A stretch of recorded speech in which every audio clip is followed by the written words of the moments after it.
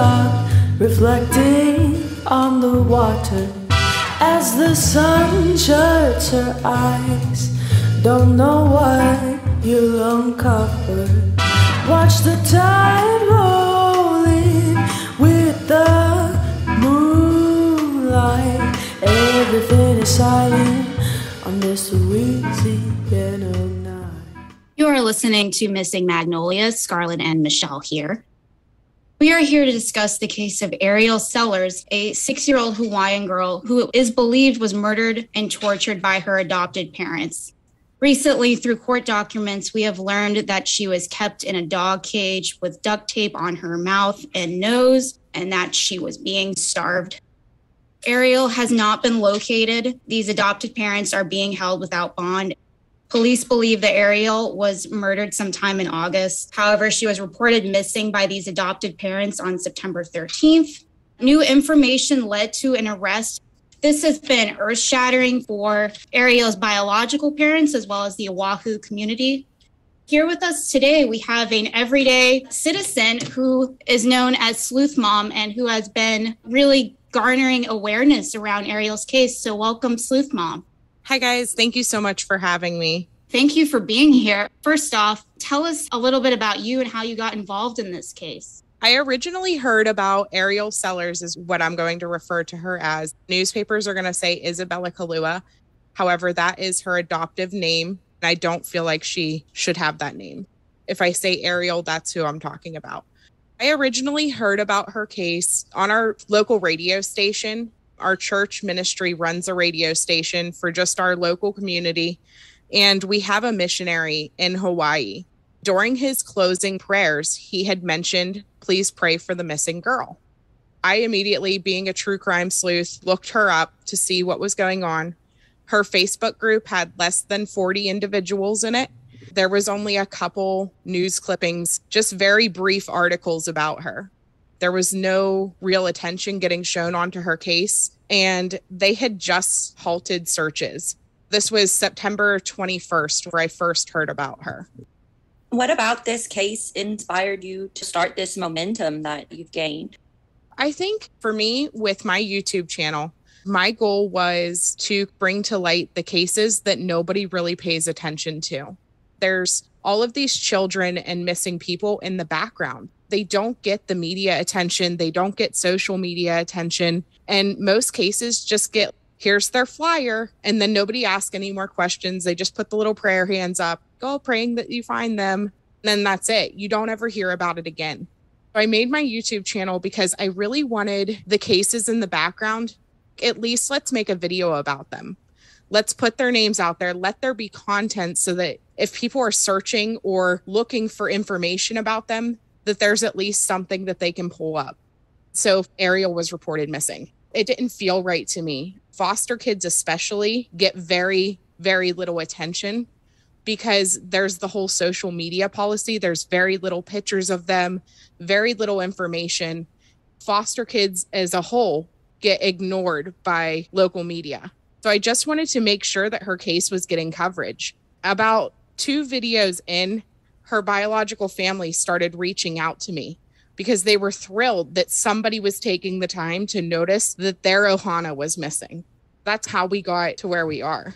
Wow. I mean, I love that you bring up such important issues that we've talked about. Some of my own research reflect our kiddos who are runaways or who have been in the foster care system are largely ignored. They sort of blamed for their own deviancy, or we apply deviancy to their behaviors in bizarre ways that we don't do for kids living in the typical average family. So fantastic that you raise these issues and that you decided to just do something.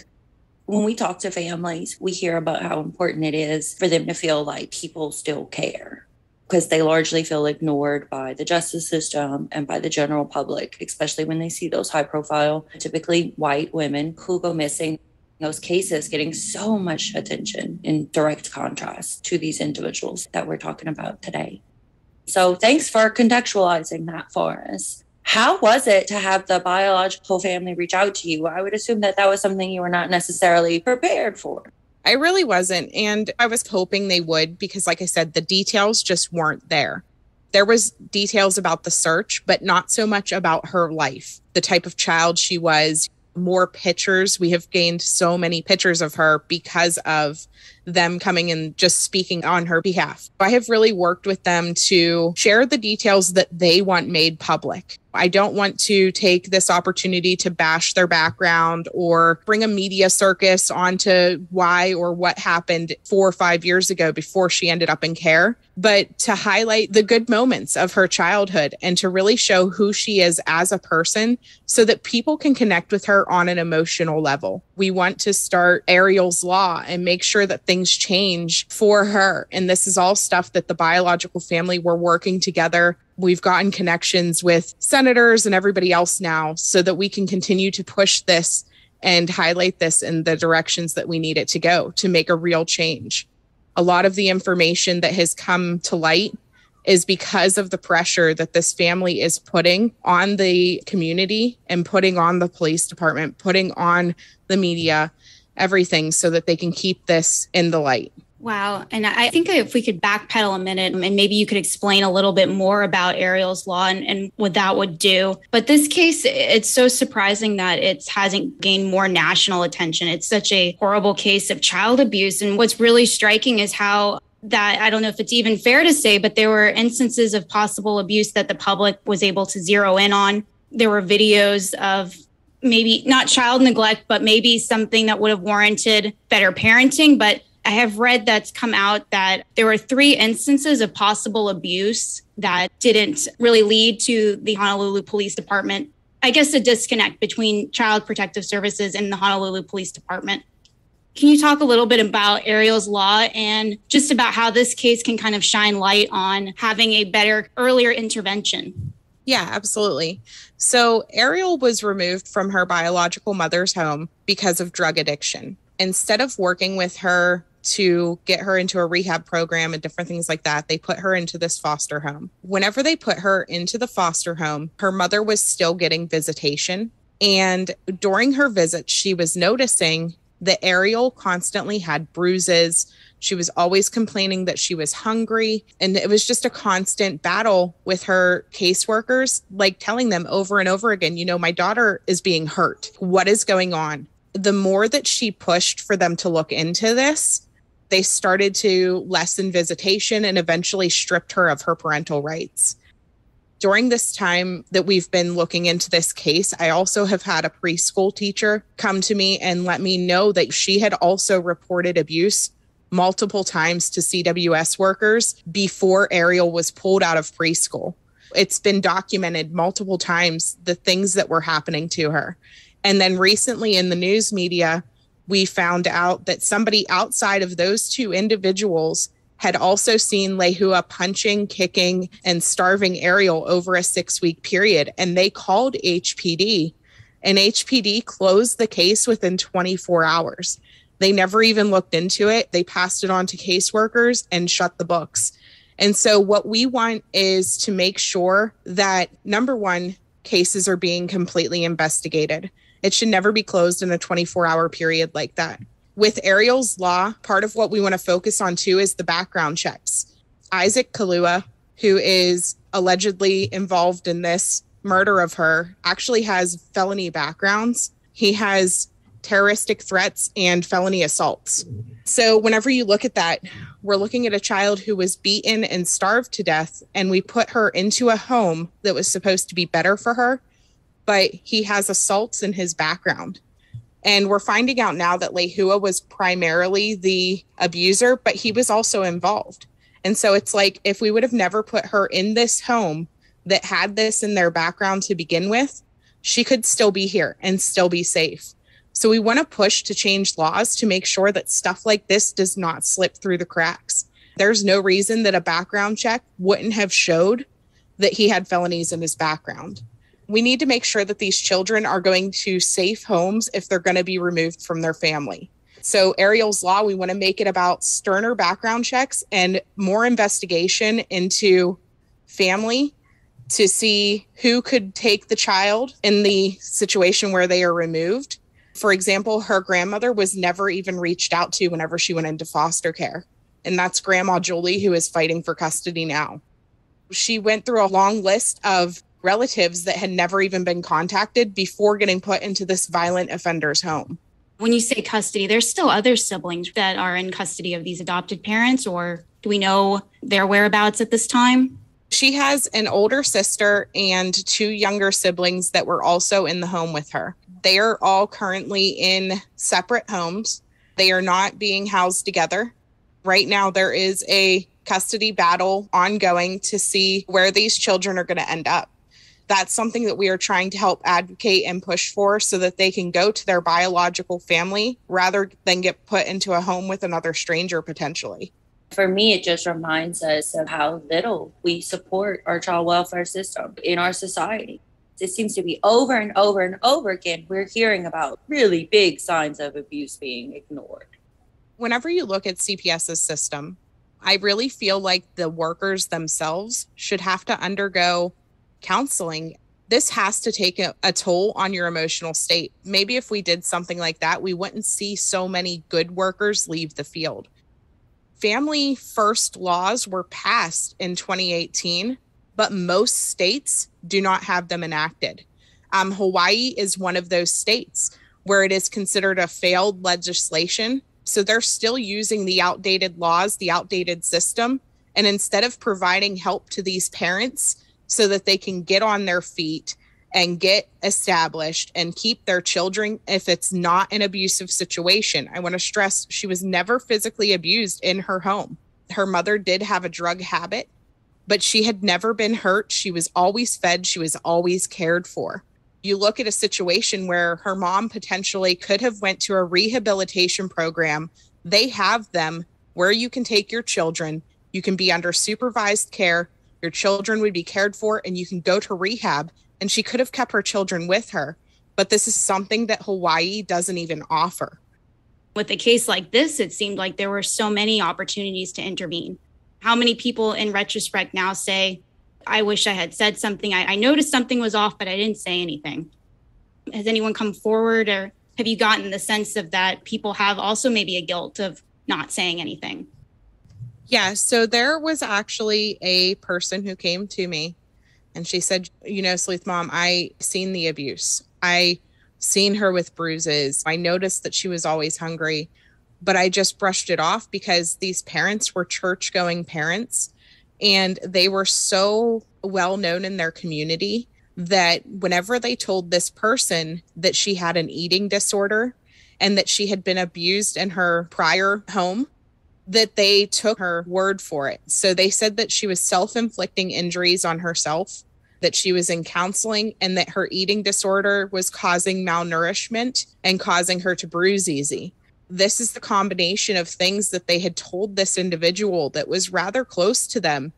And so she just brushed it off and ignored it because she thought, why would my friend lie to me? Obviously, this child is sickly and something happened. And they had said horrible things happened in her past. So anytime that she's seen her having outbursts or any type of weird situations, she just completely brushed it off. And do we know of any motive for what's going on in this situation? Why was she singled out over the other children? Do we have any information or a sense of the context of this? There were rumors going around that Lehua may have been biologically related to the 2 younger children via her brother. However, that's not true. We do know by DNA tests now that that is not the case. However, whenever the children were placed, it would be the middle youngest was there first. Ariel and her older sister were actually with their grandmother, Barb, in the beginning. However, CWS removed them from Grandma Barb and put them with their younger sister at the Kalua's house. The abuse started right away. It was within that first 6 months that the first case was called into police. You look at that and Big Sis is now saying that they were systematically abused the entire time. And anytime that she tried to help Ariel, she was also duct taped. She was also abused. It seemed to me like she never wanted the older 2. She just wanted the babies. And that's unfortunate because if that's the case, instead of abusing them and tying them up and locking them in crates and all of those things, she could have very easily gave them back. CWS would have taken them back. You look at the financial side of things, they are heavily in debt. They have both declared bankruptcy. Could they afford to lose that check that they were getting from Ariel and her older sister? I don't know. You've had a missing child to a homicide. What's the Wahoo's community feeling now? What has been expressed to me is they're still outraged. They're completely outraged that this happened in their community. They're outraged that their local law enforcement didn't step in. And they're completely appalled with CWS because not only did they fail her, but then after failing her, we started this Facebook group. We have the YouTube channel, Sleuth Mom, and they actually had CWS workers commenting in the Facebook group and commenting on the YouTube videos negative things about the biological family. Meanwhile, their organization as a whole was saying no comment. They want the family first legislation that should have been in place to be enacted in Hawaii. Absolutely, yes. And that's just some bizarre social media behavior, which is not the first time we've come upon something like that, but definitely crossing some boundaries. Can you tell us what the future looks like for Ariel's law, what the details are, or what we expect to happen, and how people can help out if they're interested? There is somebody currently working on writing legislation. They want child murders to be first degree in their state.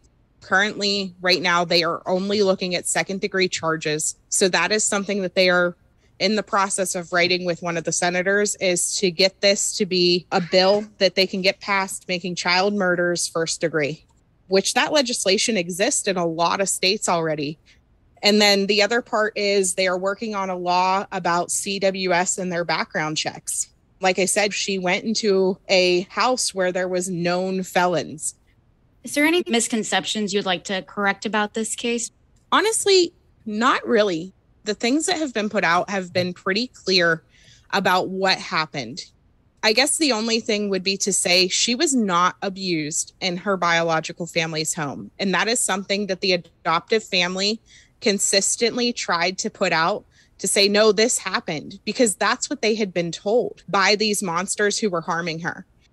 She was never physically, sexually abused in her biological family's care. She was a healthy, happy little girl, and her parents had an addiction. So many children die in foster care and through adoption. It's obscene. That just shows you how broken this system is. Absolutely, yes. Well, thank you so much for taking the time to speak with us. I've spent a little bit of time in Hawaii, and I can only say that I can't imagine what this has done to the community. It reminds me of Southwest Louisiana, too, where we're all about community and families. Our thoughts go out to them. And thank you again for what you're doing and trying to raise awareness and lobby for reform. That's amazing. Again, you're just an ordinary citizen. So thank you again. No, thank you guys so much for having me on. Just come out and support this community, support the missing children. I'm not a monetized YouTube channel. I am keeping it that way. I need the subscribers to help push this platform further. Right now, I'm sitting at about 700 subscribers. So if you guys could help push that so that we can get these missing children out there more, that's what we're going for. I want to make sure that the small cases get covered too. These children all deserve attention, and they deserve to have the light shown on them as well.